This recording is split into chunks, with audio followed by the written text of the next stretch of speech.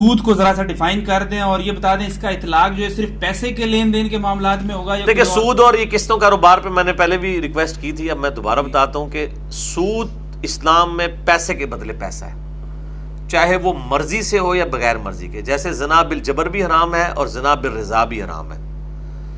سود پیسے کے بدلے پیسہ چاہے اپنی مرضی سے لیا جا رہا ہو چاہے آپ مجبور ہو کے یہ کام کر رہے ہو، دونوں صورتوں میں جو ہے نا وہ اس کو آپ کہیں گے کہ سود کی کیٹیگری میں پیسے کے بدلے پیسہ.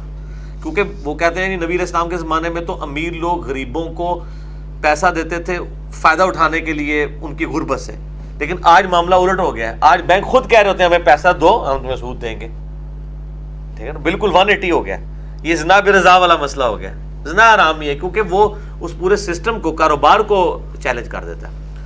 ونس کموڈٹی انوالو ہو جائے کسی چیز میں، یعنی چیز کے بدلے پیسہ ہو، تو پھر وہ سود والا مسئلہ نکل جاتا ہے. یعنی کہ قسطوں والے کام کو آپ کے نزدیک پھر ہاں جائز ہوگا. اگر اس میں وہ یعنی قسطوں کے ڈیلے کرنے کے اوپر وہ نہ ڈالیں، پلنٹی نہ ڈال رہے ہوں، باقی جو وہ پیسہ جو ایکسٹرا ڈیمانڈ کر رہے ہوتے ہیں، ظاہر ہے کہ آپ 10 روپے کی چیز جو ہے وہ آپ نے 2 روپے دے کے اٹھا لی ہوئی ہے، تو وہ ظاہر ہے کہ آپ نے وہ آپ کے کوئی چاچے تائے تو نہیں بیٹھے ہوئے کہ وہ ثواب کمانے کے لیے بیٹھے ہوئے ہیں، تو اس چیز کے کرائے کے ایکویلنٹ وہ آپ سے لے رہے ہوتے ہیں.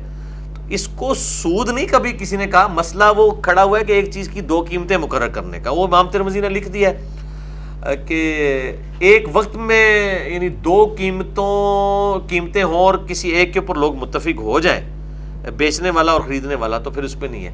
اور یہ جو بے ہے یہ سلطنت عثمانیہ کے ٹوٹنے تک مسلمانوں میں رواج پائی ہوئی تھی. یہ اہل حدیث چند علماء ہیں جنہوں نے اس کو قسطوں کاروبار کو حرام کہا ہے. علماء عرب سب حلال کہتے ہیں، دیوبندی، بریلوی، اہل حدیث بھی کچھ علماء اس کو قسطوں کاروبار کو جائز سمجھتے ہیں. اور حرام تو کہنا بہت آسان ہوتا ہے نا، آپ کو پتہ ہے یہاں لوگوں کے لیے اسپیکر کو حرام کہہ دیا، بعد میں استعمال کر لیا.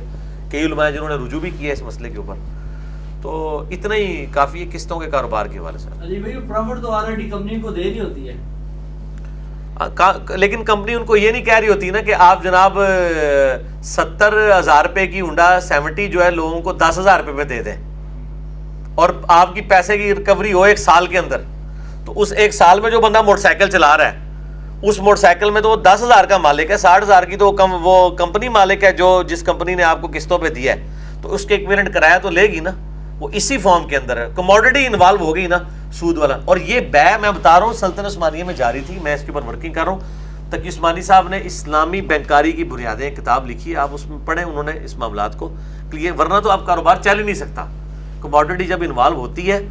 اب میں نے اس میں بھی یہ بتایا تھا، سورۃ البقرہ میں آتا ہے جو کافر کہتے تھے کہ یہ جو تجارت ہے یہ بھی تو سود کی مثل ہے، تو اللہ نے کہا کہ اللہ نے سود کو حرام کیا اور تجارت کو حلال کیا.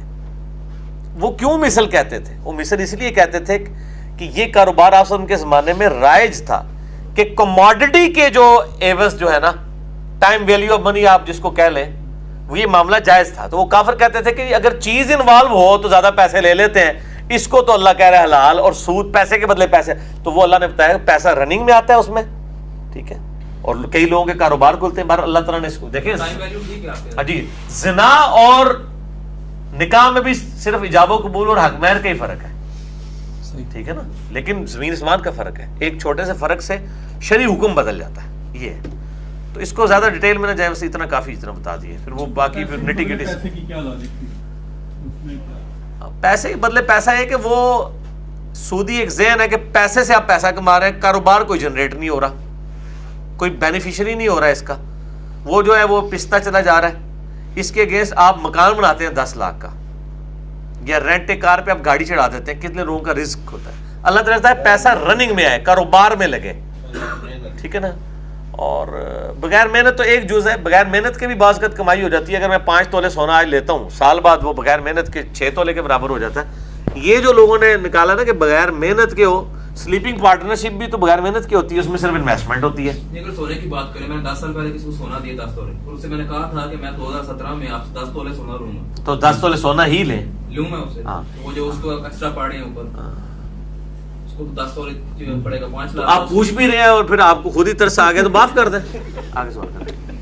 لیکن یہ زبانی نہیں ہو سکتا کہ میں 10 تولے سونے کے عوض یہ پیسہ دے رہا ہوں اور اس وقت جتنے پیسے بنے ہوئے لوں گا اس طرح نہیں آپ کر سکتے, وہ سونا ہی دینا ہوگا, یہ ذہن میں رکھیے گا. آج ان کی بخاری مسلم میں حدیث ہے, کوئی شخص یہ نہ کرے کہ 2 کلو ردی کھجوریں لے کے مجھے 1 کلو اچھی کھجور دے دے, نہیں, 2 کلو کو بیچے پھر اس سے دے, کیونکہ وہ غرر کو اوائڈ کیا گیا, دھوکے کو.